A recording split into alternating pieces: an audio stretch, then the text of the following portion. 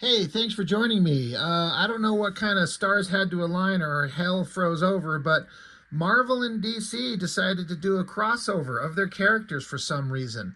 Um, why? Who knows? Why not, ultimately? Why not have fun with it? If you do it right and you get good writers and good artists, it should be just a fun romp, right? Like these things shouldn't be deadly serious and hardcore super mega evil stakes. Or I mean, I guess they could, but I like the idea of it just kind of being, let's just do something fun. And you know what? That's what they did. I heard about this like most of us. Let me adjust my camera here again. I heard about this, knew it was coming out, and I got to be honest, I wasn't particularly interested at first. I'm like I heard them saying like Jim Lee was going to draw a story that had Lois Lane and Mary Jane. Boy, you could not come up with a concept I'd be less interested in seeing Jim Lee draw. Like, this is Jim Lee. I want to see him doing like the biggest, most epic stuff possible. And a Lois Lane, Mary Jane? Really? Turns out, I think they kind of did okay. There's multiple stories in this thing. It's a pretty thick book. I paid $9 for this, but I get it. It's huge. I mean, look at that thing. It's a lot of content. I am not going to cover every story in this book. There's a couple we're going to just skip by just for time because I'm going to just kind of showcase the ones I found most interesting. But like I said, I'd heard about this, and a couple weeks ago I was just walking through my local comic shop, and they just had it on the shelf, and I was like, oh, right, yeah, okay. Why not? Let's see how we go. And it just happened to be the J. Scott Campbell cover. These characters don't cross over in the book. It's interesting to have them on there. Yeah, I don't know. That just occurred to me. I'm sure they're like, Campbell, just draw a couple of DC and Marvel characters just being cute together. And he's like, say no more. And here we go. This is what we get. But anyway, it's a big book. I was worried that it was going to bore me to tears. But I got to say, it's pretty fun. Like I said, there's a whole bunch of stories in here. Something like 6 or 7 different stories. We're going to kind of go over the ones that I found most entertaining. These lists here, this whole section right through here, are variant cover editions. And like, how many are here? You got Arthur Adams and J. Scott Campbell, Olivier Coipel, Clayton Crane, Gabriel Dell'Otto, Raphael Albuquerque, Mitch Gerads, Adam Hughes. Like, just, it goes on and on. Holy crap. Tons of variants. But this first story, written by Mark Waid, so, you know, he's got a name.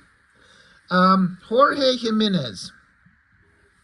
I think all I've ever known him to do is DC work, as far as I know, and I don't collect DC comics. I do follow him on Instagram. He doesn't seem to post there very often.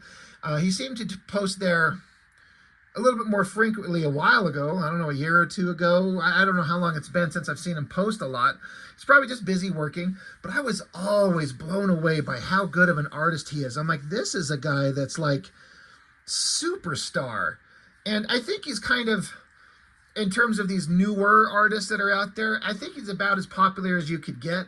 But I feel like he's one of these guys that just needs that like career-defining mega work that just blows the roofs off everyone. Like he needs his own Kingdom Come or something like that. Just some kind of unique book that just grabs everybody's attention. He's really, really good. But this first story, Superman and Spider-Man. I know that they've crossed over before, some long, long time ago in the 80s, a Superman Spider-Man crossover. And then, of course, there was that whole amalgam bullshit, which I never liked. But the idea of Superman and Spider-Man together, they're both such good men. They're heroes through and through. I love the idea that these two are going to be together. And I also love the idea that they're not going to be fighting each other. Because they shouldn't. That's one. And two, Superman would slaughter Spider-Man in a millisecond.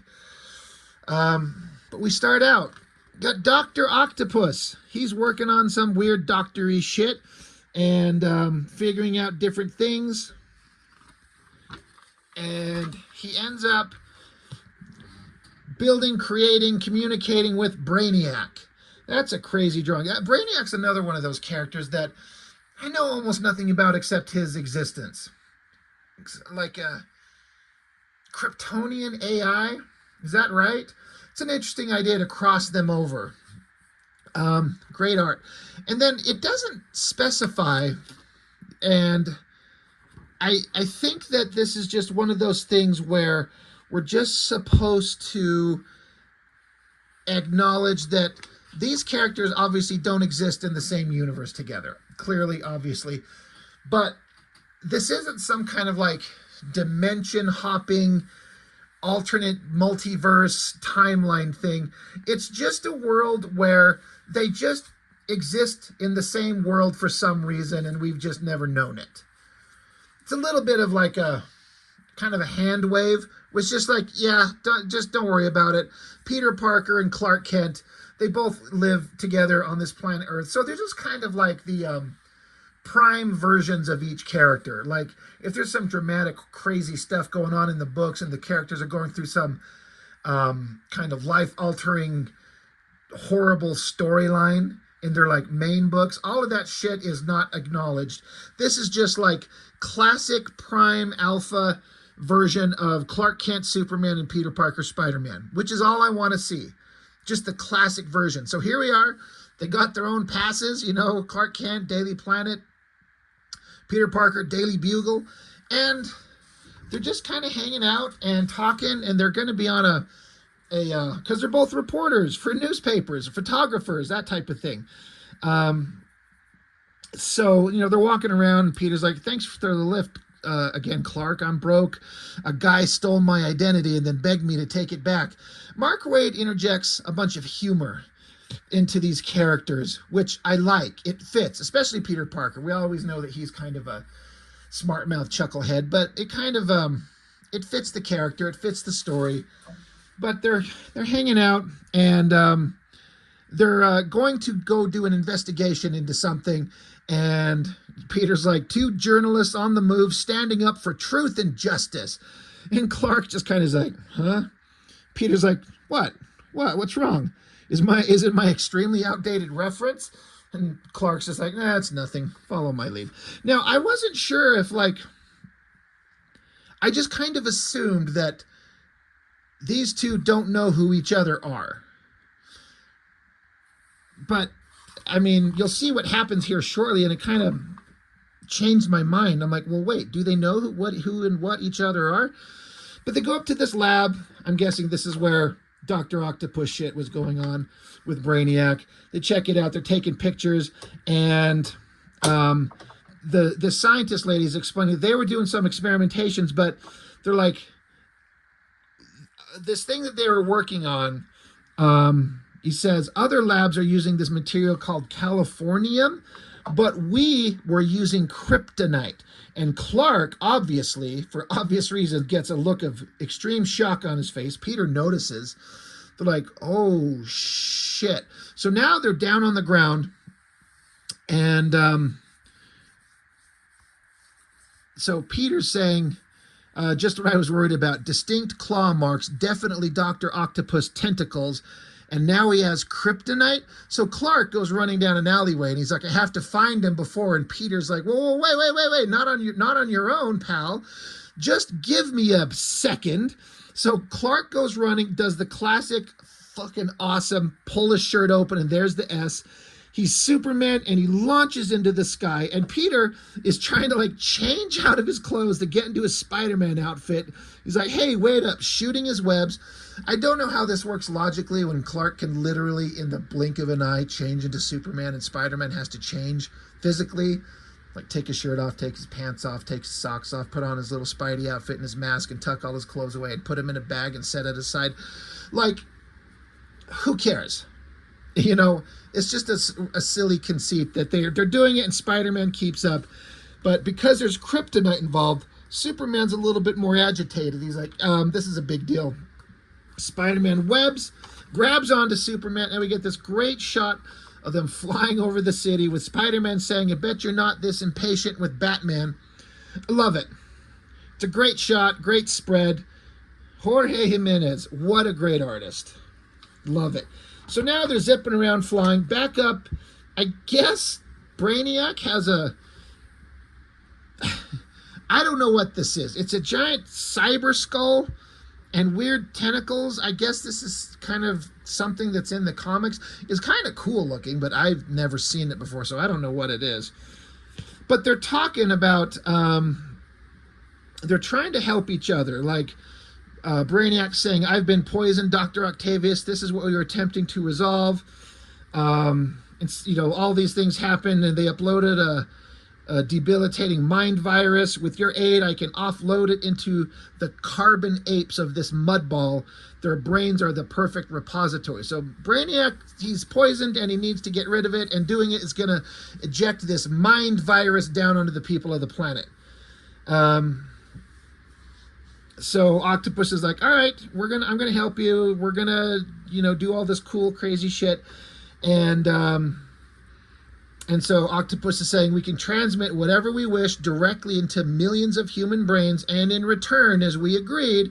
And Brainiac says, at your reach will at last equal your grasp.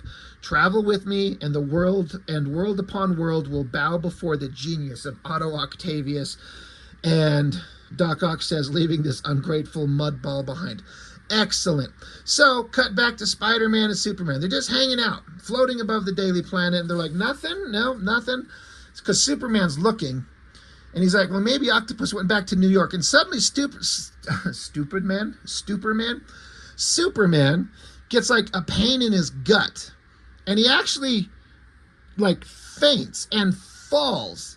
Spider-Man has to dive down, grab him by his cape, and save him. He's like, yo, hold on, are you all right? Superman's saying, yeah, your friend's here, and so is the kryptonite. I can feel it in the air, cut with something. It's faint, it's painful, but...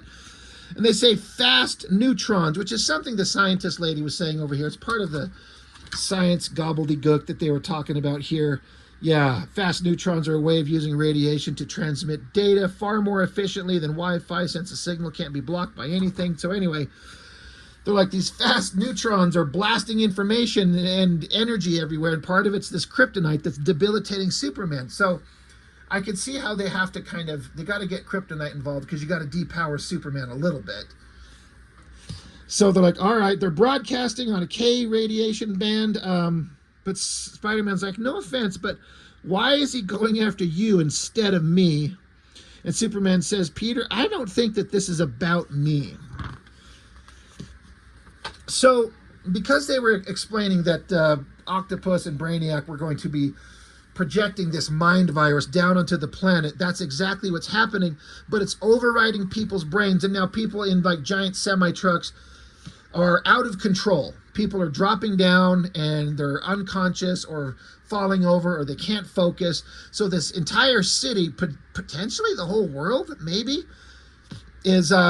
This is really, really bad. So our heroes have to jump into action. And I like Spider-Man says bystanders and Superman says truck, meaning this is what they're going to do. So you got Spider-Man down here webbing up innocent bystanders, and Superman slamming the truck to a halt. Awesome. Very cool. And Superman says, like, everyone's just suffering. They're in too much pain. And Spider-Man's like, well, they're in transmission range, something about the signal. And then Spider-Man starts becoming susceptible to the signal. He's going through pain, and he's kind of freaking out.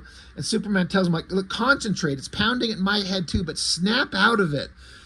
So Spider-Man, for some reason, he's able to kind of focus his way out of this in the way that everyone else is not. It sucks, and it's hard, but he can do it. And Superman looks, he's like, it's happening all over Metropolis. There's all this stuff everywhere going on, so our heroes have to snap into action real quick. Yeah, you know, they stop these guys here, and then now they're sitting here talking about, like even Spider-Man's kind of shocked that Dr. Octopus is going to this level. He's like, good Lord, what have you done this time? So, you know, Peter's trying to figure it out, and he's like, yo, hey, Superman, are you okay? And Superman's like, the longer I stay in the city, the weaker I get.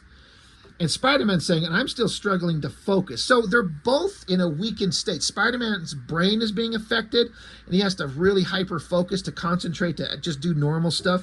And Superman is being like slowly bombarded with kryptonite, so he's losing his powers. So they look. Spider-Man says, you got any of that X-ray vision left in you? And they look, there's a building, it's on fire, and there's no fireman in it. So they have to rush to the building.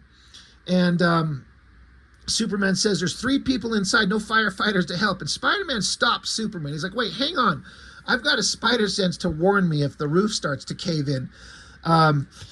You, on the other hand, look like a sneeze could drop you. You could burn because the kryptonite's affecting Superman. So Spider-Man's like, dude, this could hurt you. So obviously, this goes back to what I was talking about earlier. These two clearly know who each other are. Superman knows that Peter Parker's Spider-Man, vice versa. I kind of like that idea. We're not dancing around the idea of like, we're going to keep our secret identities. They just know who each other are. And if there's anybody that Spider-Man could trust to reveal his secret to, it's freaking Superman. But Superman's in a weakened state. He's like, you could burn. And Superman says, I'm going in. But however, if you want to provide me with a little insurance, I'll take it. So there's a guy in here.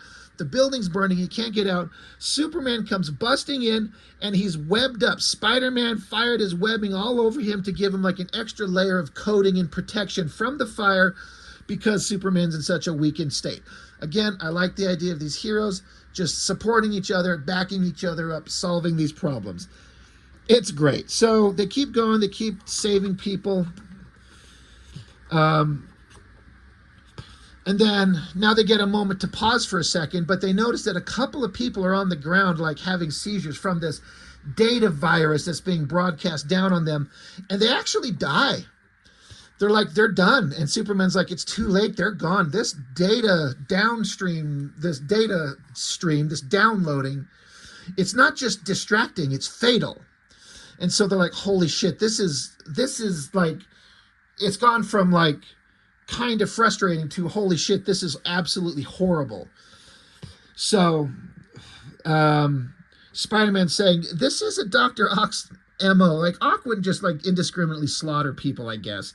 So Spider-Man's like, who traffics in raw data? And Superman's like, I know who. I see the broadcast device in a lab 3 blocks north. Shut Octopus down. I'll deal with his ally. So Spider-Man says, wait, are you in any shape to fly? Where can you go to get out of this kryptonite's range? And Superman says, up. So Spider-Man's got to go stop an octopus thing. Superman's got to go stop a Brainiac thing. But yeah, he's like, where can you go to get away from this kryptonite? Superman's like, up and away. So he goes up to the Brainiac Skull space station, busts in there, and of course, ironically, there is Octopus with kryptonite octopus arms. That's actually kind of cool. I really like that idea. He's like, there's no need to storm your way in, Superman. I'm happy to have you here as I was anticipating your arrival. So the idea that Dr. Octopus, of all people, is going to fight Superman, but he's got kryptonite arms. That's actually pretty awesome. And then, of course, naturally, back on this in the city, Spider-Man's going to run into a Brainiac. Brainiac says, Spider-Man. And Spider-Man goes, yes, I know. Wait, who are you? Where's? Because he expected Octopus. And so he's like, I'm Brainiac, and that's all you need to know. Spider-Man's like, well, that and that you're murdering people. Brainiac says, I'm cleansing myself of a virus. It is not my fault the human brain seems incapable of safely containing corrupted data. And Spider-Man's like, they're human beings. They're not a trash receptacle. He's like, so Spider-Man's like, I have to get to this device and shut it down. This is kind of like the key to everything. I have to shut this down. This gizmo's killing people. Brainiac smacks him away, stopping him from shutting the machine off. Back up with Superman. He's getting his ass handed to him by Kryptonite Dr. Octopus. It's pretty cool. I mean, Octopus is saying he didn't accurately synthesize real kryptonite, but this version should work. It'll do the job for now. And Superman's like, dude, you're slaughtering thousands. You don't want to do this. You're a doctor. You're not like Brainiac. And Octopus says, you don't know me. Back with Brainiac, he's down here saying that he can anticipate your every move, every time. I am your doom. And Spider-Man jumps and does a twirly flip. Back with Superman, he's trying to appeal to Dr. Octopus. This is one thing about Octopus is that kind of felt like to me he's always had a little bit of humanity in him. He's not just usually an indiscriminate killer. So Superman's trying to appeal to him. He's like, I read about you before the accident that turned you. It's not too late to reform. Clark Kent wrote an article years ago called you brilliant. Another Einstein. And Octopus is like, you remember that? So again, Superman's trying to appeal to the humanity in Octopus. Spider-Man, however, he's like, spider sense beats math. Yeah, kicks him in the face. Brainiac is shocked by the reflexes of Spider-Man.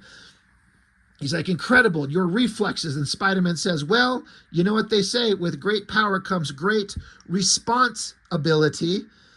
I'm like, okay, that's funny. I wonder how long that Mark Waid's been waiting to tell that joke. It's not responsibility, it's just responsibility because of his reflexes and his agility. That's pretty clever. I like it. So Brainiac stops for a second and like sticks his hands, they turn into tendrils into parts of the floor, and Spider-Man's up on the wall. He's like, hey, if we're fighting, aren't you supposed to be punching me? Are you surrendering? And Brainiac's like, no, I'm estimating the stress points of the building and the force necessary to bring it down. So he rips the walls apart, smashing them down, trapping Spider-Man underneath a bunch of rubble. Brainiac says, my work here is done, uploading consciousness to Beetlejuice Outpost. Beetlejuice not being the silly movie character, which would be funny, but a star, right? So, so his body drops to the ground now that his consciousness is uploaded elsewhere. So Spider-Man is trapped. Superman's up here, still trying to appeal to Octopus, and Octopus gets knocked down. He's out. So now Superman is trying to call through a communicator to Spider-Man. He's like, Spider-Man, can you hear me? You have to deactivate the machine. Spider-Man's like, I'm a little buried right this second. And so the giant Skull space station is rocketing towards the planet, and the trajectory has changed to come right down on Metropolis. And so Superman busts out, flies around, and he's saying, look, it's falling towards Metropolis, and I won't be strong enough to stop it inside the kryptonite web. So that information is being broadcast everywhere with the kryptonite in it. Superman's extremely weak. He can't stop this on his own. He's like, you have to shut that machine off. So Spider-Man's like, copy that, one thwip coming up. He fires his webs, and he's like, I ran out of web fluid. He's like, of all the times to run out of web fluid. He's going to web the device to get the lever and crank it back to shut off the machines. So Superman's down there trying with all his might to stop the falling space station, but it's not working. He's like, you can do this, Peter. And of course, Spider-Man is like, this isn't the first time you've been buried under rubble, Peter. Come on, push. Superman says, I believe in you. Peter says, an extinction level event was not on my calendar. Come on. The space station keeps falling. Spider-Man just digs deep, gets his ass under the machine and lifts it. So it's kind of interesting. It's kind of it's like poetry. It rhymes. You guys know the reference. Superman's trying to stop a heavy thing, and Spider-Man has to lift a heavy thing. He's like, I can't stop this thing. This is going to kill people. Spider-Man, this is on you, my dude. You have to throw that lever. So Spider-Man digs deep, lifts the shit up, throws it away, grabs the lever, and cranks it, shutting the machines off. And boom, instantly Superman stops the space station. It happens that quick. He's standing there, powerful, godlike. What a great image. And Superman radios into Spider-Man. He says, we did it, partner. Spider-Man's like, no boom. And Superman says, no boom. Spider-Man just falls to the ground, exhausted, and he smiles. I fucking love it. I love seeing good guys fight through adversity and be in legitimately hard stakes, and they work together and they solve the problem, and they're just great, good heroes. And Superman and Spider-Man are kind of the best. I love it. So they're showing how like Peter provided photos to J. Jonah Jameson, and they talk about all that stuff, and they're on their way out, and Peter got a paycheck. He's like, so many zeros. And so Spider-Man, or Peter Parker, is saying to Clark, he's like, hey, again with the dramatic pause, out with it. What's eating you? And Clark says, Pete, I don't want to tell you how to live your life, but you spent years selling Spider-Man pictures to J. Jonah's Spider-Man threat or menace Jameson, knowing full well that they were being used to promote hateful news about you that wasn't true. Why do you do this? And Peter says, well, two things. First, the only person it hurt was me. That's also the truth. Second, you're missing the punchline. All that time, Jameson had no idea he was paying for Spider-Man to go to college. And Clark's like, touche. I love it. Because Clark's just trying to understand why Peter lives his life the way he does. And he's like, you know what? That works. So Peter says, all that said, it must be nice to operate in a city that loves you. And Clark says, the feeling is mutual. That helps. So Clark's like, I love Metropolis, and Metropolis loves me. And so Clark says, you need a lift home? And, Peter's like changing into a Spider-Man outfit. And he's like, yeah, you're so polite. No wonder my aunt has a crush on you. Clark says, don't tell Lois. Off we go. And he's like, and Peter's again like, hey, for the last time, slow down. How about playing tour guide? Because they're in Metropolis. And of course, Superman's going to take Peter back to New York. But how about playing tour guide? And Superman says, seems the least I can do. Shall we start at the Superman Museum? Spider-Man says, you're killing me. And that's the end. It ends on like a funny, lighthearted kind of story point. And I freaking love it. It works. It's so good. Especially, the whole point of Spider-Man saving a city that always hates him. And Superman works in a city that loves him so much they have a museum for him. Love it. Also love this shot right here. It says, after Ross Andrew. I'm sure that's a reference to a drawing that out there that I don't know off the top of my head, but that's awesome. So I gotta say, I was kind of worried that these stories would be stupid. And this first one, written by Mark Waid, with art by Jorge Jimenez, that was great. It's actually really, really good.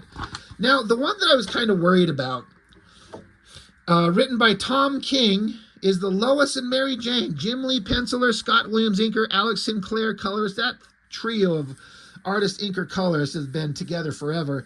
I was like, oh God, how is this going to be? I gotta say, I don't like it as much as the previous one. Nothing in here is as good as the previous story. But this one is actually, it's reasonably good and had a little bit of a surprise, which I was not expecting. But it starts out with Lois and Mary Jane. They kind of meet each other. They're on a bus and they talk like they know each other. Mary Jane's like, Lois, it's been a minute. How are things? She's like, oh, same old, same out, same old. They're talking about how Mary Jane reads Lois's articles and Lois Lane picks up magazines that MJ is always on the cover of. But they're always stuck in a situation where their respective boyfriends or husbands or whatever the case may be at the moment are always getting into some kind of adventure, as is the case. They're on a bus that's falling, and Spider-Man has got his webs out there catching them, stopping them. And so they're basically on a bridge, going over the bridge in a bus. And Lois says, so, first time hanging from a bridge? And Mary Jane's like, oh, God, no. I'm like, okay, that's kind of funny. Then you get a splash page of Spider-Man, who's holding the bus up, saving the girls and whoever else may be on the bus. Superman fighting a Sentinel. I'm like, oh, I wasn't expecting a Sentinel. That's interesting. So all the dialogue is done through the girls. And they're kind of lightheartedly talking about what it's like to live in a world with superheroes, and their significant others are like the premier heroes that always get them in danger. It's kind of just skipping over the real world horror that could be involved in this type of stuff and just playing it up kind of like a lighthearted thing, which is totally fine. So they're talking back and forth. MJ's talking about, she's like, I make a phrase one time, face it, Tiger, you hit the jackpot.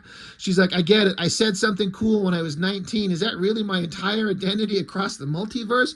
Lois says, but let me ask you this. Have you ever died? And Mary Jane's like, what, like this month? Sure, a couple of times, but it's not really any big serious one. So again, you can see that this is all lighthearted. This is silly. Again, because these characters don't live in the same world, why not just have fun with it? Cut to a scene of the Sentinel fucking punching Superman. He slams into a wall. Spider-Man's hugging Mary Jane. He's like, holy shit, I was so worried. I was so worried that something happened to you. And Lois is like, hey, not to spoil a tender moment, but there's a whole giant killer robot beating up my Superman, so you might want to go on, go help. So Spider-Man takes off with Superman. They're going to go fight the Sentinel. And the girls keep talking. Mary Jane's like, he's got a thing with bridges. There was an old college girlfriend he can't quite ever, and Lois is like, oh yeah, I know. So again, we don't really get much dialogue from the guys. It's just the girls talking about it. I thought this was both simultaneously funny, but also kind of dumb. They're doing the fastball special, which I kind of appreciate, but that's typically only a Wolverine Colossus thing, or at least just a Wolverine. So they're throwing it in here, but what the fuck is throwing Spider-Man like a balled up spider ball at the head of a Sentinel gonna do? Like, it's funny, and you can tell this whole thing is being played up for yucks, and that's fine, but Superman, gets Spider-Man, throws him, and Spider-Man literally just bounces off the head, and Spider-Man goes, ouch. Like, what's the point of that? It's funny, but it's kind of weird. And then I'm like, well, Superman just uses his eye beams to start cutting across the Sentinel. And so my first thought was like, Superman would rip a Sentinel apart in 2 seconds flat. But you don't want to do that because then the story's over. So he's just shooting at the thing, and you could say, well, this is an advanced Sentinel and blah, blah, blah, blah, blah, blah, blah. But all the dialogue is just kind of like the girls talking about, like, they're saying, like, Lois Lane saying, like, I didn't think Spider-Man was a mutant, because they're like, because these Sentinels are usually only tracking certain things. And she's like, I didn't think Spider-Man was a mutant. And Mary Jane's like, he's not. And Lois says, well, neither is Superman. Why is this Sentinel going after them? And Mary Jane says, in my experience, Spidey has a way of getting in everyone else's trouble. So there's likely someone else here the Sentinel is chasing. So they're implying there's someone else that the Sentinel's actually after. You just happen to be in the vicinity of Superman and Spider-Man. They're like, oh, okay, well. So the girls are like, well, they turn and they look. Well, yeah, they're looking around. And they're like, well, we can't help notice that everyone else has run away from the killer robot except us and you. And a voice from out of sight says it's not a killer robot. It's a Sentinel 248, invulnerable, indestructible. So there you go. That's why Superman's having, I guess, a little bit of trouble with it. Only way to damage it is to hit it with kinetic energy in dozens of areas of weakness almost simultaneously. So whoever these girls are talking to knows what it is. Now, if some of you have been following like the news or social media, you know exactly who's here. I mean, in fact, it shows it right there. I gotta say, this is another one of those like, why of all people this guy, but why not? So this mysterious guy, he's looking through a car. He's like, God, if I could find, damn it, one of these cars must, in one of these cars, there must be, they were in my hand and the bridge cracked and they went into the water. So this guy's looking for something. Then he says something in Cajun French. I mean, whatever the difference is. Because we all know who this character is. And so Lois says, are you looking for some cards? She says, there's a guard at Stryker's Island who plays me high card for detainee access. Got a pack in my bag. You never know. You want the, basically, it's weird dialogue. But Lois is saying, hey, I've got a bunch of cards. Do you need this? And of course, we all know who this is. This guy needs some cards because he just says the only way to stop the Sentinel is to hit it with kinetic energy in multiple spots simultaneously. So who is it? What do we get? A giant double-page spread of fucking Gambit. Charging up the cards, throwing them everywhere. That looks awesome. And I've said all the time that I'm not a fan of Jim Lee drawing DC characters. His art looks great as always, but I don't get excited when I watch him draw Batman. Why, when I see him draw Gambit, do I go, that's so great? Why is it a different character, same artist, but just a different character, and suddenly it looks better to me? If I'm being completely honest with myself, it just has to boil down to, it's just a character that he was drawing when he was first introduced at the big kind of momentous peak popularity of the X-Men in the 90s, and seeing him draw them again, even if it's just this one character, this one time, it takes me back. It's childhood nostalgia. I can't deny it. I love it. And I've also said very recently that Jim Lee has a shit poor design sense, and I hate Gambit's costume. It doesn't make any sense. But I gotta say, the only place it makes sense visually is in the comics. You can kind of make it work. Black kind of spandex and weird armored knee pads and boots, but this shiny metallic armor and this weird designy thing underneath his neck, it doesn't make any sense. I like it when a character's costume makes sense. I get why Superman wears what he does. I get why Spider-Man wears what he does. But this thing just never made sense. But honestly, that just looks so good. The girls are watching, and then they say, "Bang, you dead," which is that classic line that Gambit always says, and they got the girls saying it as Gambit throws a bunch of cards, and he takes out the Sentinel. It's dead, it's done, it's gone, and Gambit, he dips. He's just gone. That's it. He showed up for a second, took out the Sentinel, and the girls keep talking. They're like, well, this is a crazy life we lead. It's thrilling, it's crazy, but it's also kind of lonely. No one understands why I don't just run away from it all. But, you know, Mary Jane says, when you've fallen for a stubborn man in blue and red tights, you can't run, especially when they need you. So I like how they're like, you know, we love our wonderful guys in the blue and red tights. And, you know, they're like, it was an honor, you know, working with you. Lois Lane. It was an honor. The honor was mine, Mary Jane. So back with Superman, he's talking with Lois Lane, and Superman's like, Gambit? And Lois Lane's like, he was pretty nice. And Mary Jane hugging Spider-Man, she says, and nicely pretty. So that's cute. The girls are kind of like charmed by Gambit, which, you know, who wouldn't be? And so they just kind of walk off into the sunset, you know, crisis averted. These couples who should always be together are, again, these are kind of the prime kind of standard versions of these characters. Lois and Clark are always together. Peter and Mary Jane are together. They love each other. And they take off, and then there's this little end panel with Gambit just sneaking back up again. He's like, that's all, my friends. He's got cards, one with the Superman logo and one with the Spider logo. I love, again, how Gambit just shows up for just a second, sneaks in, sneaks out. I love it. It works so well. It's fantastic. It was really fun. Again, I thought the first story was the better story, but that one was pretty good. And Gambit showing up, seeing Jim Lee draw Gambit again, I absolutely love it. I'm not going to get into these other stories. This is already going long. Script by Priest and art by Daniel Sampier. I don't know who that is. It's pretty solid stuff. Like, whoever this artist is, he's obviously extremely talented. It looks pretty good. They are fighting the High Evolutionary. That's fun.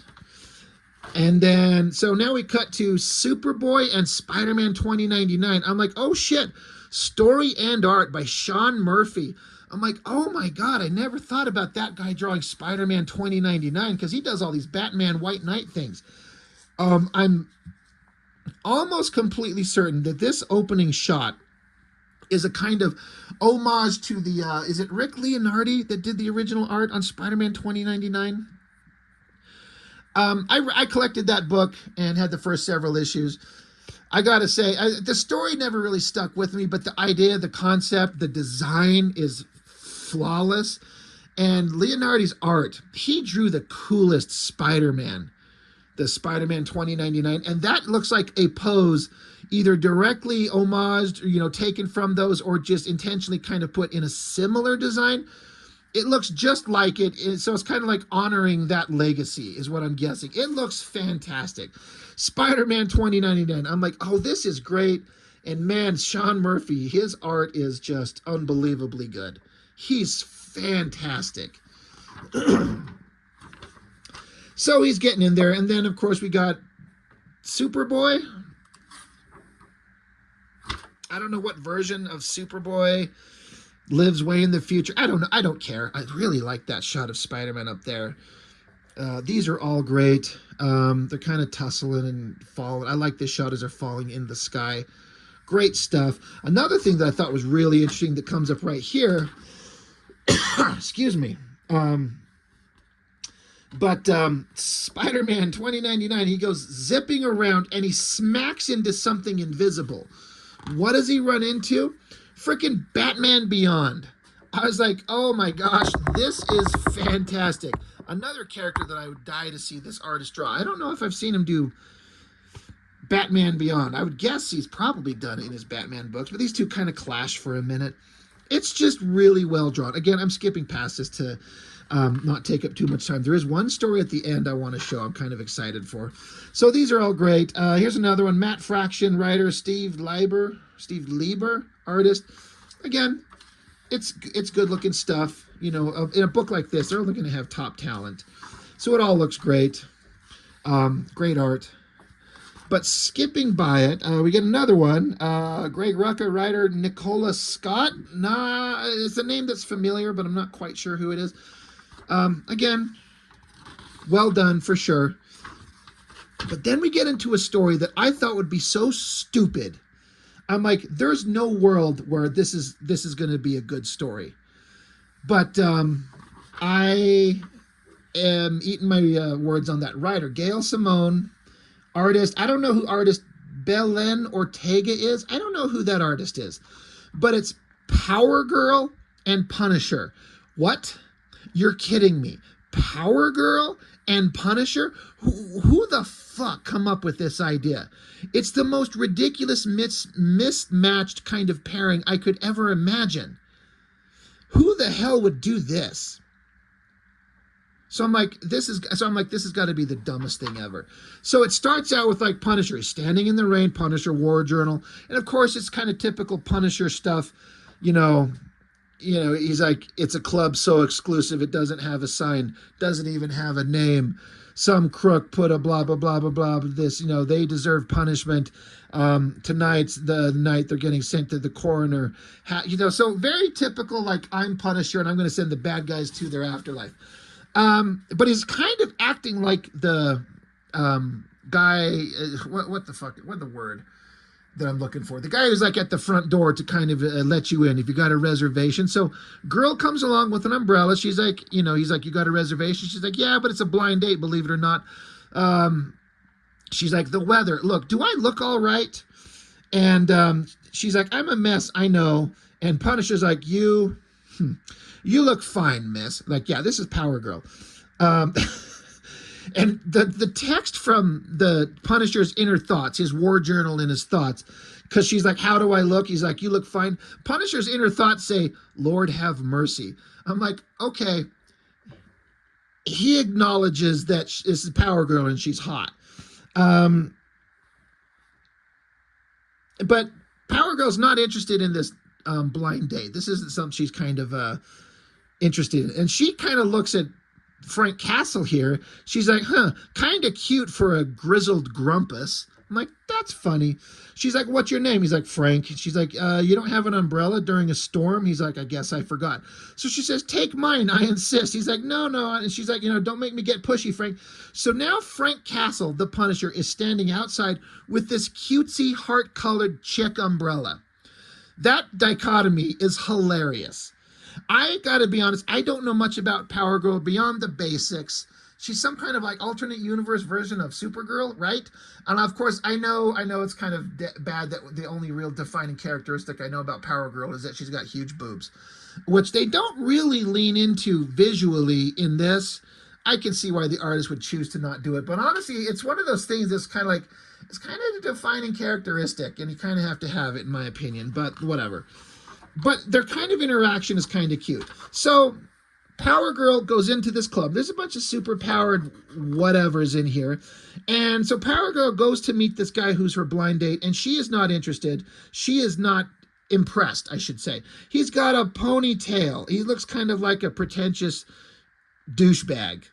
And she's like, oh God, he's got a ponytail. Clock it, ponytail, 12 o'clock. This does not bode. So he's like, hey, you're my date. My name's Paul. Don't worry, no one likes me at first. I don't know why. I swear I'm a nice guy. And so Power Girl sits down. She's like, all right, where's the waiter with the wine list? And so Punisher, looking in through the front door, he's like, a blind date with Ponytail Boy in a room full of mercs and killers. Got to get the innocents out before they become collateral damage. Keep them out of the line of fire. So he's like, kind of like implying, he's like, I got to get her out of the line of fire. But I mean, yeah, innocent guy too. So the guy's just going on and on. He's like, I just had a tough breakup, and it's my first time on a dating app, and blah, blah, blah, blah, this, and blah. He's like, gosh, you're pretty. And she's like, you don't say, thanks. And she's like, God, I'd rather be fighting Darkseid right now. So again, this is written with very kind of like modern sensibility, young girl kind of approach to the characterization of Power Girl. Again, I don't know much about her to know if this is off model for her. I don't know if she's got a sense of humor like this. I don't know. But I like the characterization. It's fun. But right then, Punisher breaks in because he's like, I got to clear people out of here. So he jumps in there with his guns. He's like, I got to move up the timeline. So he gets in there, shoots in the air, says, listen up, scum. And he's like, turn yourselves over to the cops, you live. There's no second choice. So Power Girl, she's just gone. And blind date guy, he's like, yo, where'd you go? Punisher runs up to the guy. He's like, you, get your date and get out of here. And he's like, yeah. And he's kind of making some kind of point that like he did something illegal online and he's not a criminal because he thinks that's why Punisher's there. But then Power Girl, because she's got basically the power of Supergirl, right? Super speed, invulnerability, flight, all that stuff. She's gone, she's back, she's in her costume. She's like, hey, Frank, I'm Power Girl. No manhandling my date, all right? That's my job, maybe. And so then she grabs Punisher and lifts him up. She says, I mean, the pony is egregious, granted, but not murder-worthy, understand? And Punisher's like, I'm not trying to murder him. She's like, they are. So now all the bad guys have gotten up and they're going to start kicking ass. And so all these guys are like, oh man, look, that's the Punisher. I thought he was going to be a lot bigger. And so Power Girl sees what's going on. And she's like, oh, okay. You know, because Punisher's like, there's about to be a bloodbath. I was trying to get you guys out of here. She's like, oh, well. Well, here I thought it was going to be a dull night. And no guns, doorman. So she's telling Punisher, don't shoot people, please. So they beat each other up. They keep beating the shit out of all these bad guys. And Power Girl's like, I've heard of you. You're the Punisher, right? He's like, flattered. Punisher says, you want your umbrella back? And she's like, keep it. You'll catch your breath. You'll catch your death. As they both kind of like punch this guy unconscious. So they just beat the shit out of all the bad guys. And she's kind of like getting along with them. Because he's way more interesting than nerdy blind date that she was on. So they're sitting at a table after all the fighting is done. And he's like, hey, where'd your date go? And she says, he said something about maybe going back to his ex. Turns out he prefers redheads. Go figure. She says, my luck with dating can't be helped. You should try this. It's delicious. And Punisher says, I don't drink fruity drinks. So she's like, you don't know what you're missing. She says, anyway, that makes you my date now, you know. He's like, we're from different worlds, kid. And she's like, that's truer than you know. I think obviously alluding to the fact that she's not even from Earth. So she looks at him and says, what makes you such a prickly pear anyway? He's like, I lost my family. She says, I lost my whole damn planet, and you don't see me putting skulls on my chest. And Punisher just kind of smiles, and she's like, what? And he's like, nothing, just that'd be a real crime. And she kind of snickers at it. She says, you know, when you grin, it looks like it pains you pretty good. So I like that Punisher throws out a flirtatious kind of vague sex-based joke her way. And she responds to it. She's like, I'm not going to put a skull across my chest. He's like, yeah, that'd be a shame. You know, obviously making reference to the big tits on Power Girl kind of thing. So they're kind of getting along. And so she stands up, she says, so do we shake hands and say goodnight, or do we continue our little crossover somewhere more private? Your call, big guy. So I'm like, she's saying, should we just shake hands and go our separate ways, or continue our crossover somewhere more private? Like, what? She says, your call, big guy. So he's like, well, what do you have in mind? And so she picks him up, flies off into the sky. She says, I know this great place in Mongolia. And so Punisher War Journal says, I won't lie, she makes a good pitch. I'm like, is Punisher gonna fuck Power Girl? In my headcanon, they're going off to get it on. And like, I love that. Now, of course, that doesn't have to be the case. I mean, it doesn't have to be that specific. They're just hanging out. They're getting along with each other. But I don't know. I think it's kind of alluding to the fact that Punisher's going to get Power Girl. So out of all the fucking crossovers of Power Girl and Punisher being like the most ridiculous in concept, I love the execution of the story. Gail Simone wrote a great story. It's funny. It's lighthearted. There's a lot of funny human interactions. I'm like, okay, I thought that would be the suckiest one out of them all. And it was actually really great. Put a big smile on my face. Excuse me. But yeah, put a smile on my face like this whole damn book did. I'm shocked. I mean, it's a pricey book. It's $9. But for this much content and this high level quality of creators, you know what? Well done, guys. You're like, score. You nailed it. And I'm impressed. So congratulations and kudos to everyone all around who put together this idea, who worked out the ideas and figured out how to make it happen. And let the creatives, it feels like they really let them just like go nuts. Like, go have fun. Go have an adventure. This is great. And, you know, everything just kind of worked out and it's awesome. I had a great time. So that's all I've got for this one. Thank you for joining me. I really, really appreciate it. And I'll see you next time.